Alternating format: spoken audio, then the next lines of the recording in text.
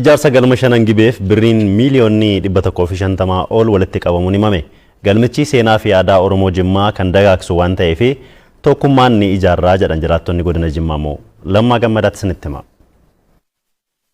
Sosochii ijaarsa galma shanan gibeetiif jiraattonni birrii miiliyoona 150 ol walitti qaban galma shanan gibee birrii biiliyoona 1.6 hirmaannaa uummataatiin ijaarsisuuf sochiin eegalamee jira. Galma shanan gibee ijaarsisuudhaaf sagantaa sosochii hawaasaa hirmaachisu jalqabamee jira. Magaalaa Jimmaa ganda Hoora Gibee bakka galmichi itti ijaaramu galmi shanan gibee lafa giddugala aadaa hektaara 14 qabame keessaa lafa hektaara 1 irratti kan ijaaramu ta'a. Bulchaa itti aanaa godina Jimmaa walitti qabaa ijaarsa piroojeektii Obbo Yesuuf Shaaroo galmi shanan gibee galma namoota 3,000 ol qabachuu danda'u galmoota xixiqqoo 5 muuzeemii bakka aadaa kuusaa suur sagalee bakka bashannanaa wantoota hedduu of keessatti kan hammatedha jedhanii jiru.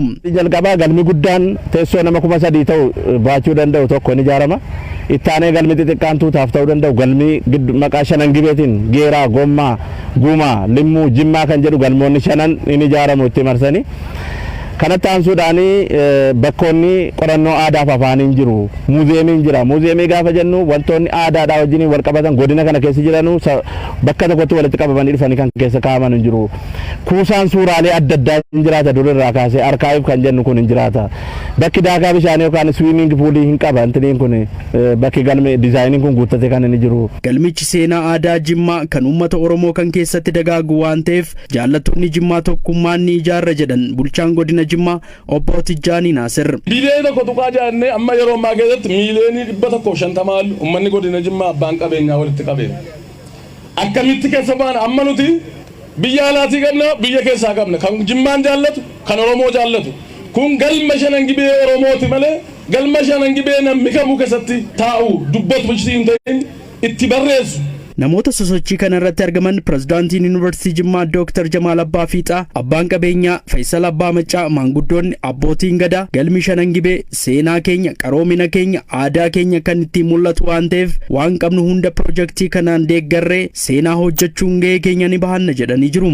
Waan kana deeggaruudhaaf cinaa dhaabbachuudhaaf teeknikaanis ta'e humnaanis garuma hundaanuu waan kana milkeessuu keessatti gahee keenya bahachuu kaka'umsa guddaa qabna. Diizaayinirraa kaasee hirmaannaa hamma ta'e goonee jirra. Gara fuulduraatti garuu ijaarsa kana keessatti bira dhaabbanne yaadaanis teeknikaanis akkasumas maallaqaanis hammuma dandeenye waan dandeenye godhuudhaaf murtoo ni dabarsina. Shanan gibee baay'ee miira guddaa keessa nu galcheera. Baay'ee gammanneerra ijaaruudhaaf qopheera. Anis birrii danuun kenne ammas birichi gahaa miti ammas nan dabala.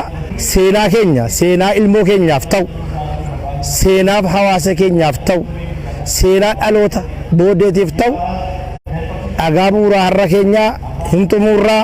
Waan ajaa'ibaa kana waan addaa waan Jimmaan fakkaatu seenaan abbaan Jifaar hojjetanii deeman ergantanaa gara waggaa 100 deeme seenaan gurguddaan Jimmaan keessatti utuu hin hojjetamin ture. Har'a garuu seenaan kun deebi'ee nu hojjetamuudhaaf dubbii ajaa'ibaati jechuudha. Akka galma shanan gibeetti ajaa'iba jennee uummanni keenya magaalaa godina Jimmaa maqaa keenya tolka'ee. Gama biraatiin gamoon abbaa darbii afurii waajjirri paartii badhaadhinaa godina Jimmaa birrii miiliyoona 80 miseensa isaatiin ijaarsisaa jiru daawwatamee jira. Itti gaafatamaan waajjira paartii badhaadhinaa godina Jimmaa Obbo Masarat Hayiluus miseensota galateeffatanii jiru. G+4 qarshii miiliyoona 80 oliin kan jalqabsiisne gaafa dhakaan bu'uuraa kun ta'u yeroo ammaa xumuruutiif G1 kan hafe waan ta'eetiif miseensi badhaadhina Jimmaan keessatti lafa qabsiisaa ittis fayyadamaa akka biyyaattis beekamtii addaa kan qabnu waan ta'eetiif kanaafis galati nuti isiniif qabnu daran olaanaadha.